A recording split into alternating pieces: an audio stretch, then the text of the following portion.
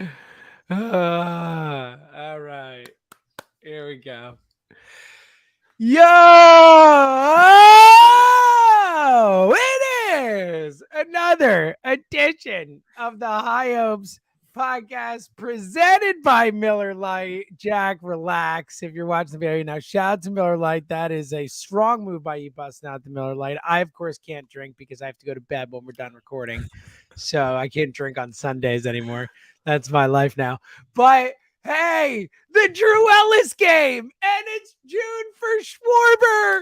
Look, this is one of those, look, they won 2 games from the Nats. The Friday game was just a devastating loss, fighting back and then losing. But, obviously, as I think we said, but I'm going to predict it, haven't spoken since, before the Mets series. Shocker. Didn't happen. This team's driving me crazy, Jack. And look, today was fun, and yesterday was a nice win. But I am much more angry than happy, no matter how fun a game it was today. And shout out to Drew Ellis, you go, dude. But man, they are a frustrating baseball team. How you doing, pal?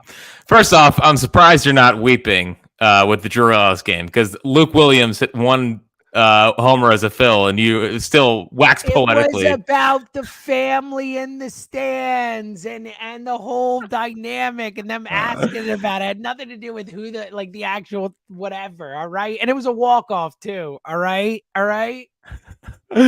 So here's where I'm at right now. It's been a long week. Yeah. It's been a long season.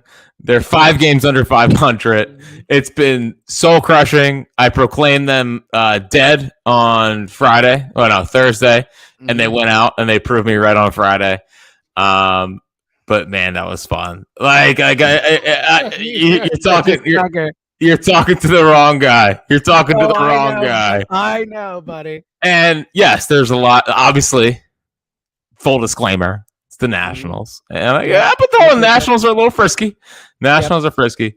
But way to grow up a little bit. Way to just go out and do jobs and act like professional baseball players and just take it to them. Just we're still pretty good. Just today. I mean, they barely won yesterday. They lost. That's a bullpen game, though. It's a bullpen game.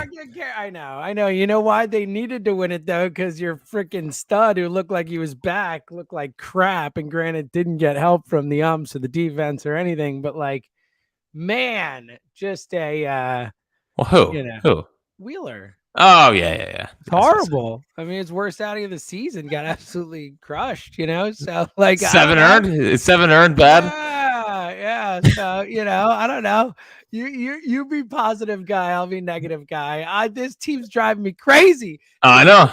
It took Drew Ellis coming through with some big hits the last days. Obviously, today, multiple big ones. That's where we're at right now, Drew Ellis. Yeah, man. And that Mets series was so frustrating. And Drew Ellis, the way Drew Ellis started his Phillies career was so frustrating. But nice win today. It was. And look, you hope that Schwarber gets going. The 2 bombs say that was huge. I think that's big, and we'll get into it on. Look, the by far the funniest possible outcome this season is Bryce is Bryce. He's just, off the table. He doesn't count. But everyone else sucking and Nick Castellanos being a superstar is easily the funniest outcome this season. But Cassie's been amazing. He's batting 315 or something. He's freaking awesome. And I think he had 8 hits this series. Dude, what a stud. I mean, they lost a game where he had 2 home runs. It's so look, make me feel better, buddy, because I am, today was fun and but I'm frustrated right now. I'm frustrated. Look, the schedule helps with the Tigers coming up, but I'm frustrated. So let me say this. Yes. I want to get this out of the way. The Phillies are still dead. They're not they're done. It's over. The season's over. So good. I'm strictly just watching the team now, looking ahead and seeing who can be on the best Phillies team of all time, which is the 2026 Phillies. Oh, so we could say that's back. See, unlike something else that we can never say and are not, like flat out not, no bits here, like not.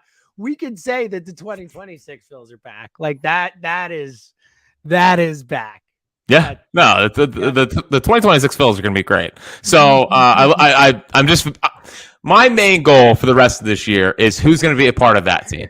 You know what I mean? Like who's going to be a part of the next great Phillies run, because this one's over. I mean, it's the Nationals. They stink. You know, the Phillies played down to their competition. Why would anyone still believe in them? So with that being said.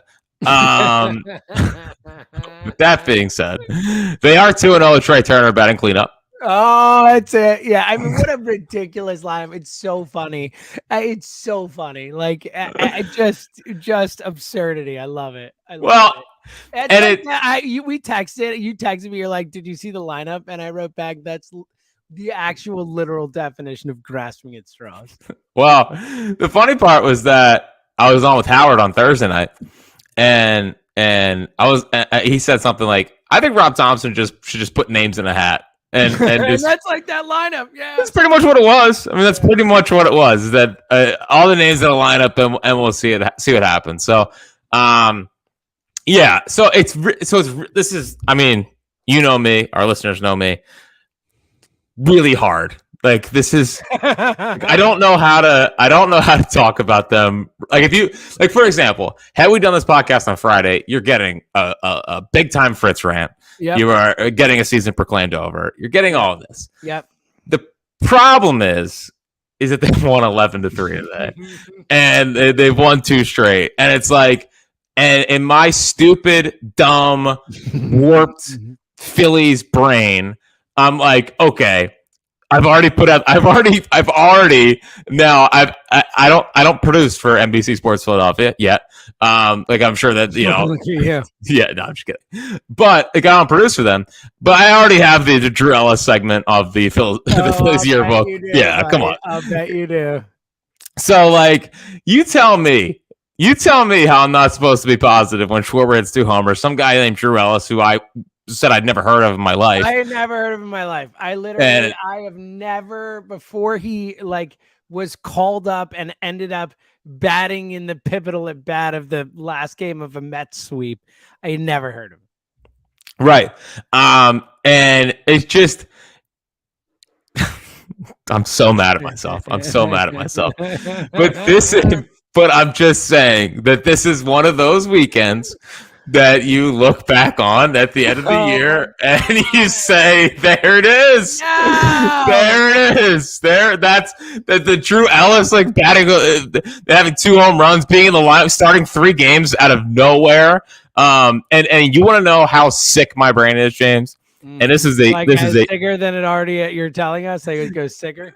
This was a real thought I had during the game today watching Drew Ellis. Is I said, Drew Ellis provides for this team what Rhys Hoskins did for them. Oh, my God. Stop it. Jesus. Works a great at bat. Hits for some power. Yep, hits for some power. Except better defensive player. Oh, my God. Okay. We've hit rock bottom. It does feel like you got to hope that Friday was rock bottom. Like that has to be rock bottom. The hope at least. And look, I still like this team is way more talented than they've played. And I'm not saying the season's over, but I certainly am like, you know, we did the whole not concerned through June 1st thing. Like, obviously they won 2 in a row. I'm concerned with the injuries, with the issues. I mean, losing Bohm, I know Drew Ellis, like, you know. Wow. Did they upgrade? I mean, he's already got what? Bohm has 3 homers or 4 homers on the season. He's got 2 in a game. I mean, what are we doing here? 215-592-9494. Smooth. Who starts at third base when Alec Bohm gets back? Oh my God. I mean, because obviously you can't take Cody Clemens. I mean, that goes. Hold on, the guy's a gamer. He saved the game earlier today with that defensive play. Yeah, great stuff. Yep. So I'll say this. There's still a lot. There's a ton to be concerned about. Yeah. Like there's a ton to be concerned about. Mm-hmm. Ranger Ranger, Yeah, the it way was he's good thrown, today. the way he's thrown the last two outings is really important. With Wheeler having the setback start. Now, I could argue that there's a lot of little things that went wrong for him.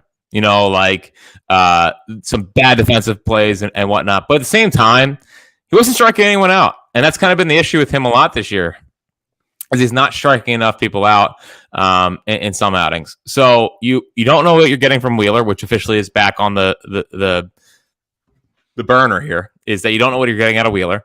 Nola, you have no idea. You're a big, and we did the whole thing that last spot. Oh, you're a $200 million guy. Go beat the Mets, man. Go show up against the Mets. And nope. Like, of course not. Like, why would we expect him to show up in that spot? Like, why?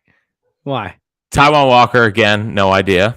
Yeah, he's just, he looks like and I know a lot of people talked about it, but it did look like the back, or I don't know what's going on, but he looks so uncomfortable out there, So he left the game or locker room with a wrap around his legs. So legs, whatever it was, he looks super uncomfortable out there. So that's great. It's good. Yeah. So with those four, and then you get to the fifth spot, which they can't. That was what they're. That's like a roulette wheel, like just spin it and see who pops up. Well, Dylan Covey can never throw another pitch for this team. Like that's no doubt about it. But they did improve to 2-9 in games started by their 5-starter yesterday, so that was a good sign. But they have that concern that's still there. Lineup. I think JT was a really positive JT weekend. Yeah, I agree with you. He has been just bad in a lot of situations, going through one of those JT phases where it's like, what are you doing, man? JT goes through this where it's just like, it was the exact same last year. The exact same. It was that Toronto series. Whenever I think it was maybe a little earlier than this was. I don't remember exactly when it was, but it was right around. Can't remember if it was a little earlier or a little later. I thought it was later. Might have been like June 15th was the thing I had in my head, but then I was like, nah, it sounds too late. Either way, and then he took off, and then he was literally awesome the rest of the season. So, you hope that this is the weekend where that kind of turns. Yep. So, and I guess Saturday, I think Ben Davis was talking about it, about how all he heard was JT just taking BP. All he saw was JT working with Kevin Long. So, seems like the early returns are obviously paying off. Castellanos is going nuclear. June Schwarber is obviously it's the funniest thing in the world. I have no idea why it happens, but whatever. And at this point, and I'm sorry to everyone that doesn't want this to happen, but that's your leadoff hitter. I'm sorry. That's well, now it is. Yeah. That's your leadoff hitter. Yeah. And look, unlike last season at the time when everyone was complaining, he is walking a ton this year, as opposed to he's getting on at a much higher clip than he was when he was doing his struggles last year comparatively. You know what I mean?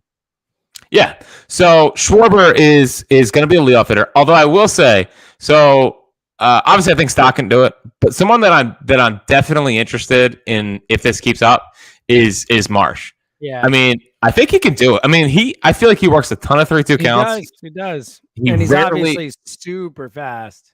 He rarely, I feel like, gets out early in counts. He usually is battling. He had like a 11 pitch at bat today. Yeah. So again, whoever the chiropractor was that fixed his back, and we don't need to bleep it. It's a body part. Yeah. No. Again, we've had two references. This is but in the right way, in the right context. Yeah. It's called skirting the line. And that's exactly right. Here. Yes. That's exactly right. So if Schwarber can go back to being the Schwarber that we've seen at the beginning of the year, I think Marsh can get up there and do a job as well. So what's frustrating about the starting staff, because it feels like I just refuse to believe the offense is going to be this bad like the rest of the year. Look, Harper still hasn't turned on the power. We're going to have stretches where he carries him for 2 weeks. Schwarber's going to carry him likely for a period here. You're totally right. Like they will get guys who lift them up. And look, I don't think Trey Turner is going to suck all year. I don't think he's obviously going to be what people thought, but I don't think he's going to suck all year. So, I agree with you. But, let's go. Right. So the thing with the starting staff, which is hard to believe in at the moment, and the lineup is more just like you hope they figure it out rather than like I don't know. There's no tangible evidence they will. Is that like the bullpen's been one of the best bullpens in baseball for a month and a half now. Like at this point, Brogdon's probably the biggest question mark. Like you feel pretty good about Vasquez. Dude, Jeff Hoffman is such a freaking like. It's like we did it. Like this is what smart teams do. Is we fixed. We unlocked and unleashed Jeff Hoffman. I mean, it is what it is. Andrew Vasquez, same kind of thing. Throwing like 97% sliders, I feel like. That's the bottom of the bullpen. And then you get to the top. And it's like Seranthony, I think, is really good. Like it's just the bullpen. And Alvarado's coming back. I mean, they've been doing this without Alvarado. I mean, their best stretch in terms of bullpen ERAs, but without Alvarado, which is stunning considering he was the best reliever in baseball till he got hurt. Phil's bullpen better without Alvarado? Yeah. Seems like a big topic. 215-592 9494. Do you bring back Alvarado with how well they're pitching right now? Yeah, good question. Good. So we should check with Middleton and see if it compares to the fourth best ERA, bullpen ERA for the second half that season or whatever the comment. Let's not bring up bad times. Let's not revert back into that phase. Middleton's not the one to blame right now. So no, he's not. Fair shot. No, he's not. No, he's not. It is an unfair shot, per usual, from a WIP host. You know me. That's what I do. Take shots. I'm a shots guy. Yeah. Or as Jonathan Gannon said, pew pew pew pew pew pew. Yeah, I don't know. They're still, but like, how did they get 5 games? How are they 5 games under 500 still? Like how? It's brutal, man. How did you let that happen? Like, how did you, as a baseball team, let this thing get to where they are right now and having to climb out of this again? Like that's what's so annoying about infuriating. Annoying isn't even, it's infuriating.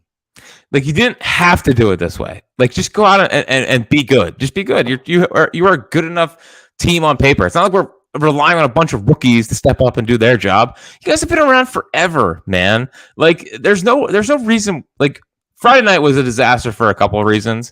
Obviously your ace being one of them, but also like Rob Thompson putting in Brogdon instead of Seranthony in the 8th was also egregious. Mm-hmm. But either way, it's like you shouldn't get swept up in New York. The Mets aren't playing well. The Mets have been a disaster this weekend.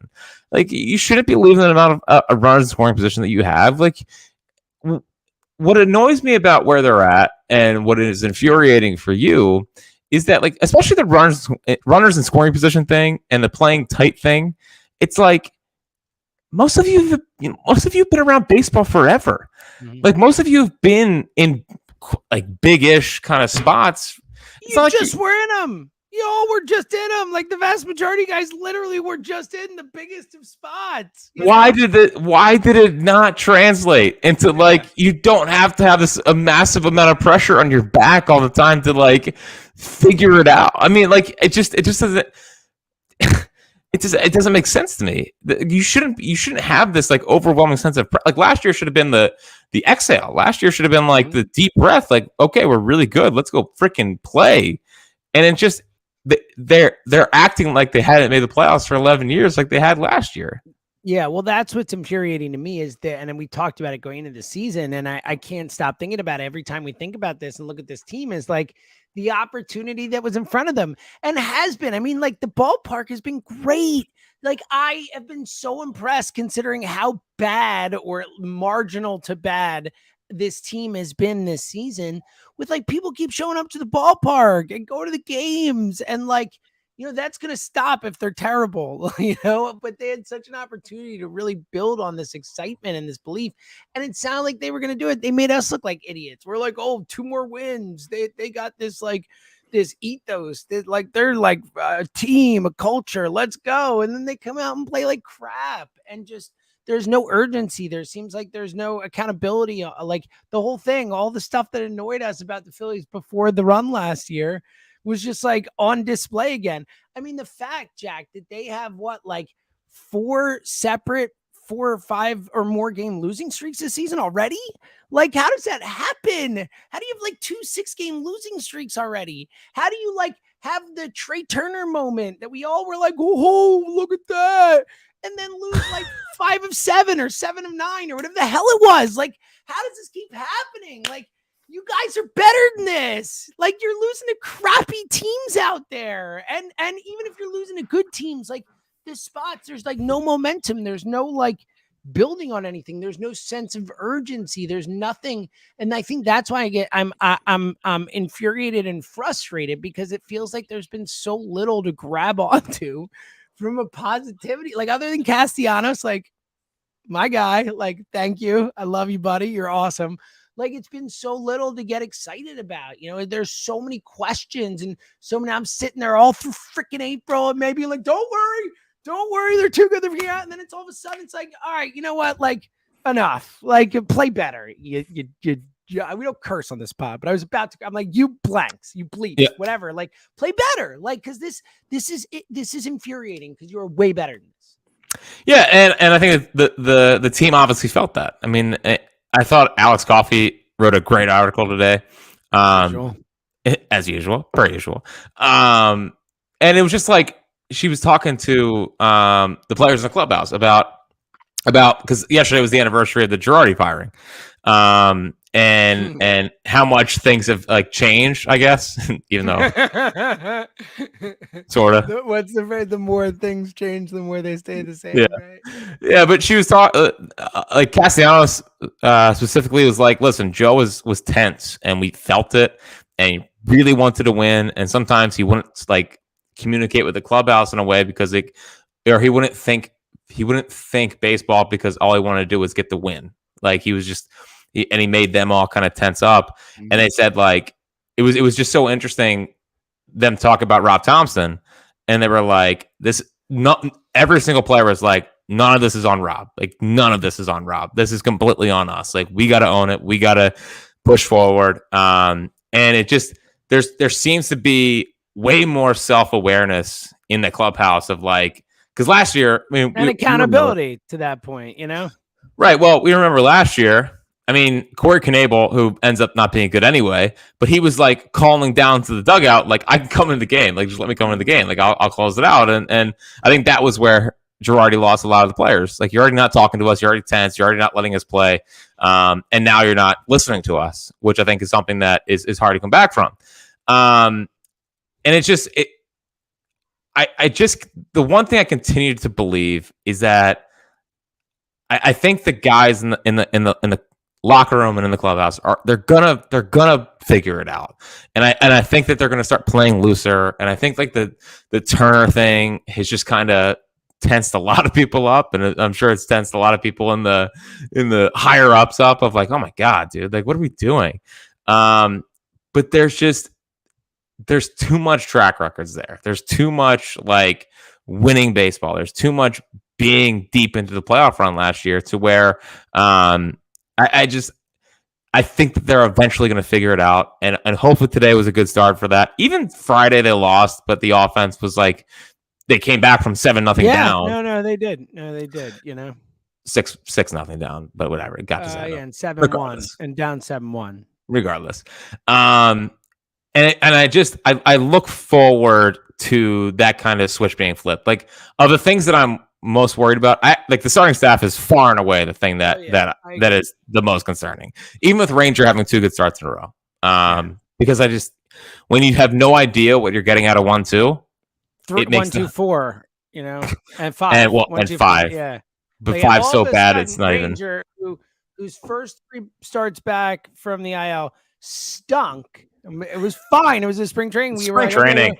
No, it was. He's had 2 good starts, and we're like, he's the only one we can trust. You know what I mean? It's just like, what the hell? Like, that's it. That's where we're at. You're right. Like, it's bad. Like, it is bad. It's concerning. And, you know, Wheeler at least has had some real flashes of brilliance. Like, Nola, it feels like, you know, even when he's had a couple really nice outings, but at no point has that 110 strikeout game, like that felt, you know, I don't know. It felt like it was like the game and kind of bad approaches and all that type of stuff. But At no point have I watched Nola this year and been like, that dude looks awesome. Mm-hmm. And that's a problem, man. Like that's Huge a problem. Yeah. At least Wheeler, and again, I'm concerned about both for sure, but at least Wheeler, we've seen him go out a couple times and look like Zach Wheeler. Like I feel like Nola hasn't really looked like Aaron Nola. But I do think if the offense can just get consistent a little bit, him a bit. Yeah. I think the pitching staff almost calms down, because I'm sure that they're thinking right now, well, bleep, if we don't go out and dominate, we're not going to win, Nola only gave up 4 runs the last one or whatever it was. But it was like, sorry, 4 too many, and like that sucks, but it was, or 2 starts ago, whatever it was. No, it was the Mets started allowed 4. It was the Mets. That's what I thought. Yeah, it's just like, and that's not good enough. But like, sometimes the offense could pick them up. That is something that can happen too. God forbid, right? I mean, God forbid the offense could pick them up. Yeah. So hopefully today was, and especially with Detroit coming in. Yeah. With Schwarber, I mean, like you really hope that it's like, okay, go time, buddy. Yeah. Well, and I thought actually, obviously had the 2 homers today. I thought the most interesting Schwarber moment of the whole weekend was the single to start off the first game, the Friday night game, because he gets a single and he goes to first base and he like puts his hands up in the air like he's like, thank God. Like, and it was like, I think it showed how much I had been weighing on him. Like the stats about like 10 hits in May or whatever, and 7 of them were homers. I think he had 2 singles in May. Yeah, and a double or something, and then the rest were homers. Like it's like a disaster. Like so, I think it showed that it was weighing on him too. And he had the couple hits that night, and then obviously today gets the power going. So, I think that of all the things that happens, we got obviously outside of Drew Ellis, Drew Ellis saving the Ellis name. Outside of remembering where I was when Drew Ellis's Hall of Fame career began, Schwarber to me is the thing that I think is most important right now, especially for a team like we just talked about, where Harper's been really good, but still only 3 home runs, has not had a lot of power since he's been back, Well, and this team just doesn't have power is kind of where I'm going, and at all, like shockingly, and Schwarber, kind of carrying them for that perspective is even more important. Well, the most interesting part about them is that, if you just look at the whole numbers, right, and you look at the offense top to bottom, and it was like, okay, Schwarber, you can see 161, and it's like, that's bad. We know that's bad. But Stott's raw numbers, good. Bryce's raw numbers, good. Castellanos' raw numbers, good. Turner, obviously bad. Bohm's raw numbers are mostly fine. Marsh's raw numbers are definitely good. Like all the kind of, if you just put the lineup on the screen, you're like, the Phillies offense is pretty good. It's the runners in scoring position thing that just kills him. I mean, Bryce, if you look at his numbers, it's like, he's had a pretty good year since coming back. I believe he's 2 for 20. He's 2 for 21 on Friday with runners in scoring position. I don't know what he did over the weekend if he added to it. But when you're betting there's so many guys when they have a chance to get the kind of back-breaking hit or get back into a game that aren't coming through. That's what's sinking the offense right now. It's clutch hitting. It's not number of hits. It's clutch hitting and home runs. I mean, like the home run thing is home runs and mistakes, and like whether it's been base running mistakes or whatever in the past, like they've done less of that, but they're still playing dumb baseball. I mean, Castellanos got thrown out. Yeah, exactly. It's my point. They're still playing dumb baseball, and they have not hit enough with runners in scoring position to give up outs when they're not. So it's God. I need this to be the week. I need this. I know. Honestly, before the last 2 games, like if you had asked me on Friday or Saturday morning or whatever, I would tell you that in the moment right now, this is the most disappointing Philadelphia sports team that I remember, or at least since like maybe the Dream Team or something. But even then, like after I thought they were going to the World Series. I said it before the season. Like I thought they were going to win it this year. And like right now, obviously I just want them to get to 500. Just get to the playoffs. Yes. Yeah. Just get to the playoffs. And look, that is you through all this, the biggest saving grace, and like it or hate it. And I know there are a lot of people who don't like it in general, but the 3rd wild card makes a difference. Even the 2nd wild card, like that does keep the Phillies, because look, if they if it was like old school baseball, they'd be out of it by now. They could their season could be over if it was just like division winners make it. They'd be in a lot of trouble right now trying to climb out of that type of deficit. Again, the division is probably unlikely. You never know what can happen, but unlikely just for that reason. And that's frustrating. And to your point, Jack, it's like this didn't have to happen. And you almost have to wonder.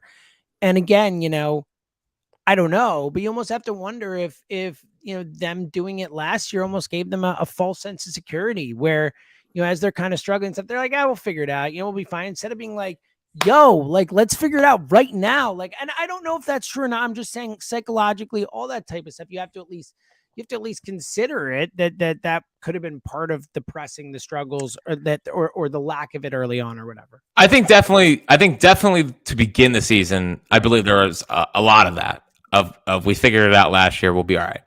And it is going to be annoying if they do go on a similar run. I know. And it's like, hold on, like, no, please don't make us do this every year. Please don't, just be better. But I will say how they've responded, at least through the media, and what they've said to reporters and had in articles, they seem genuinely upset, like with what they've been putting on the field. So like, if I felt like there was a sense of like, whatever, maybe tomorrow's a new day. Maybe not anymore. My point was maybe, 3 weeks ago and 2.5 weeks ago before, because it's been a while since we've, they probably should have put a little more urgency on the way they play baseball and they haven't, Yeah.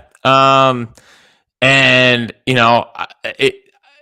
the way they've talked, the way that they at least played the last two nights, and for the most, Friday was just bad because the starter was bad. Yeah, but Friday Wheeler got roughed up. And again, to your point, I was, especially now since they won the last two, if they had not, maybe you look at it differently. It was crushing in the moment to come back and then just give up the run like that and then lose. Vintage, but, now with them winning the next two, it's like, if they do go on a run, we'll look back at them fighting back in that game as part of the turnaround. You know what I mean? Yeah, Even though they didn't win it, which is lame, but sickening. Yeah. Well, again, honestly, if this season continues the way it has, they're going to lose the next two to the Tigers. So we'll see. They got a long way to go here. Well, Wentz is starting tomorrow night, so there's no way they lose that game. I think honestly, are you gonna go buy tickets and boo him just to get the satisfaction? It's hilarious. This poor guy that is so funny. This guy has just great stuff. Beautiful. Just beautiful. He has no idea why Philly fans are going to be so hostile tomorrow. The Phillies need to fly Jalen Hurts in to throw the first pitch. That'd be hilarious. Yeah, Joey Wentz tomorrow with his 7.28 ERA. Or Foles or something like that. Hilarious. Yeah. Seltzer will be there booing. It's going to be great. Yeah, well, I probably won't be, but I will be booing him at home. Just win. Just beat these freaking teams, man. Jeez Louise. I watched some Marlins out there. Just beat the crap out of the A's. They win the first two by 30 combined runs or whatever, and then they they're down 5-1 today and they battle back and they win again, and it's just take advantage of these teams and the Tigers have not been close to as bad. No one's been as bad. We as a baseball media in general are not talking nearly enough about the A's being the worst team we've ever seen potentially. They're on pace for 33 wins or something like that, Jack. Dude, they have going into today, and I guess they'd be lower now, but the Royals had the second lowest run differential at -75, the second worst. That's the second worst. The Royals, then the second worst record, -75 heading into today. The -75. The A's were -199. What is that? Are you freaking kidding me? They're all-time horrible. But the Tigers are not a good baseball team. Beat them up, man. Take advantage. To the point you made before, this has to be a turning point. There has to be one at some point, or else this season's not going to happen, right?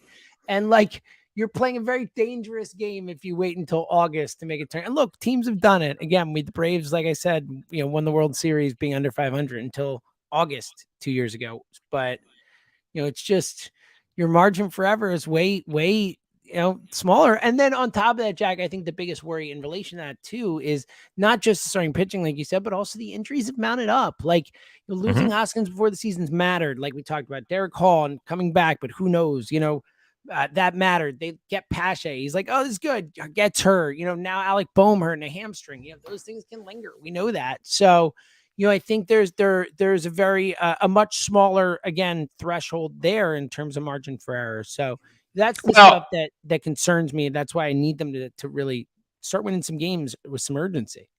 And the other thing is that I think that this year, and especially with the new schedule, is that I think it's going to be harder to have those like 9-game win streaks or 10-game win streaks. Like this team needs that in the worst way right now. Well, with the fifth starter situation they have, it makes it hard to get out in any sort of win streak. So now with the fifth starter spot being as bad as it is, it makes everyone else in that rotation like you pretty much got to go out and win whatever game that you can. Now, the good part about the bullpen games is that their bullpen's not a disaster. Yeah. So like they can kind of work their way through it if they want. Yeah. It just sucks so much because I'm sure that Rob didn't want to use Sir Anthony on Friday because he figured I got to use Sir Anthony on Saturday, and it ended up costing you a game. It ended up costing them a game on Friday night where they could have. And there's a lot of that, like Strahm. Like I'm sure they, coming into the season the way they had wanted to use Matt Strahm, it would have been he'd be pitching in a lot of different spots in games that maybe could have won Phillies games or close games kept him close that weren't or whatever. But instead he's, being forced to be this jack of all trades starter, opener, starter guy, all this stuff. Yeah, you're absolutely right. Like it's all cascades, Yeah, it would just be so refreshing.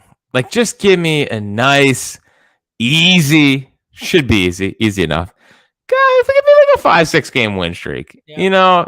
Please. Just kind of right the ship here. You're 5 games under. Yeah. Get back and then win these next 3. Like sweep a series. You haven't swept anyone all year, right? Have they?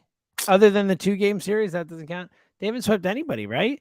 Like sweep these freaking guys. Like sweep the Tigers. Then it's a 5-game win streak. You get a day off on Thursday, and you can start to be like, okay, all right, guys. Yeah, but then who comes to town? We're not worried about that yet. I'm just worried about a 5-game win streak. Like come on, man. Like I'm not setting my sights that high. Yeah. So, man, just again, would just kill for it. And but with the balanced scheduling, with the fifth starter thing, it's hard to see them kind of doing it. So now it comes down to just win series, like just win series and slowly dig your way out of it. Because like I just the teams in front, and I hate the third wild card. I understand why it matters. I know you do. I get it. Like I understand. I don't. Because I like the idea of teams staying in it and fan bases staying in it. It makes it more compelling. But I get it. I totally get it. I totally get it. But without it, the Phillies would be in trouble. Of course they would. So like Miami's 32-28. I find it hard to believe they stay in it. Pittsburgh, I find it hard to believe they stay in it. Yeah, the Diamondbacks are good though, and the Diamondbacks are definitely good. Yeah, the Diamondbacks are good, and Diamondbacks are like 8 games up on them or something like that, or whatever it is, 7 somewhere in there. Like they got a nice margin, Yeah, they have a better record than the Braves, which is insane. They've been good, and they have young talent. They are. So pretty much for that third wild card spot, I assume it's going to come down to because I think the Marlins eventually fall off. All right, there's really 2 though, because like Pittsburgh will fall off. So like whatever. Fall off for sure.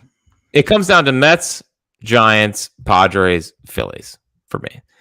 You're just giving okay, yeah, I agree. So the Diamondbacks and Dodgers are in your mind. Yeah. I'll give them in right now. Yeah, that's fine. I agree. Like when people try to do the it's early thing, it's like it's not. It's just not early. It's like they have to start winning it ASAP. Early if they're like 4 back of the Diamondbacks or 3 back, then it's like, oh, it's still early. Don't worry, whatever. Like you're 7 back or whatever that's tough, man. And you have to. Yeah. I mean, to win. Now this was before Friday night. Just to get to 88 wins, they had to go 62-8, or to get to 87 wins, they had to go 62-44. Yeah. So they played nothing close to that clip this season. Basically have to do what they basically had to do what they did last year.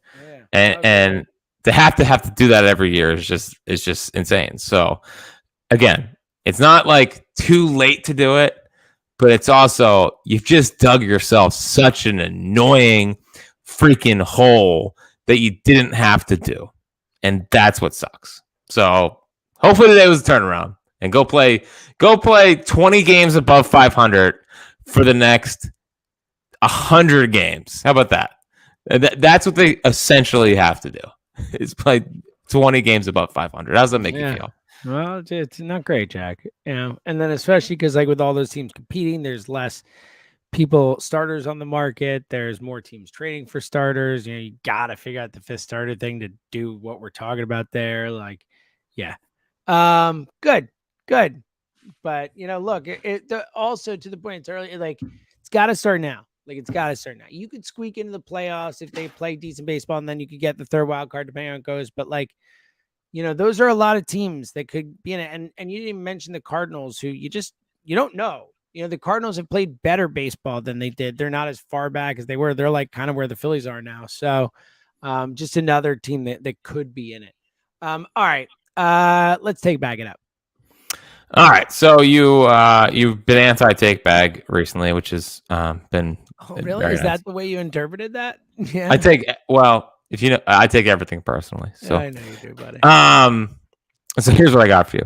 Good. Obviously, the first thing and most important thing in a take bag is Junior Marte just continuing on his trajectory, getting back into this win. A much needed win. I mean, just what a pitcher. I mean, it's a big spot yesterday. It's a big spot that Rob. No, it was. You're right. I was actually shocked he put him in. I was shocked. I was floored. This is just something that I gotta get off my chest, and I know that ultimately when I do this, the Phillies are gonna lose they're the 8 of their next 10 because that's usually what happens when no doubt. I go over the top and really fully back someone. But I have to do it because it drives me insane. Like, I'm not firing Rob Thompson this year. Like, I'm just. Oh yeah, enough. I'm so with you, dude. Do it. Yeah, it's super annoying. Like, it's been frustrating. It's been annoying. They haven't played their best baseball. But if we just like look at this thing holistically, they don't. What is the team? I mean, first off, Hoskins isn't there, so he's missing a 30 and 100 guy. We've just mentioned the fifth starter thing. His 2 aces have been bad. Alvarado's been hurt for a month, and they've been pitching well. Schwarber's hitting 160. Like Trey Turner's batting 235. Horrible. Like honestly, I get embarrassed a little bit when people talk about firing Rob Thompson right now. Like as a Phillies fan, like that is an embarrassing conversation to me right now. Like, you know what? Maybe Rob Thompson isn't the guy long term. We're gonna find out. Obviously he's not the guy super long term, but in terms of like the next 2 years, we're gonna find out. But you know what? I'm certainly not firing him 2 months into a season when I saw him, have a great 4 months last year, like, or whatever it was. Well, and like, I believe he's a good manager, and I believe that Caleb Coughlин's a good pitching coach, and I believe that Kevin Long's a good hitting coach. The early returns in this season are that it's just kind of a season from hell, like one of those like just dumpster fire seasons that they can just never get right. Mm-hmm. And part of the reason why I don't even think I don't want to fire him is like I want some conviction from upper management to say like this is our guy and we're sticking with him, and not be overreactive and just like believe in your plan, believe in the guys that you brought in. Don't change course because you have a ton of injuries and guys are underperforming. Like great coaches have had down years. Like good teams. I don't know. They say the Phillies are great. They have down years. Like to always have to go back to firing the manager is just it's just so stupid. It's like, what do you think? Like he's not pressing the right buttons. Okay. The first thing was just have a set lineup. Okay, he sets his lineup and they're still terrible. Okay, we'll do something. But hold on, I thought you just wanted him to set the lineup. Okay, now he does something. It's like, well, that's off. That's weird.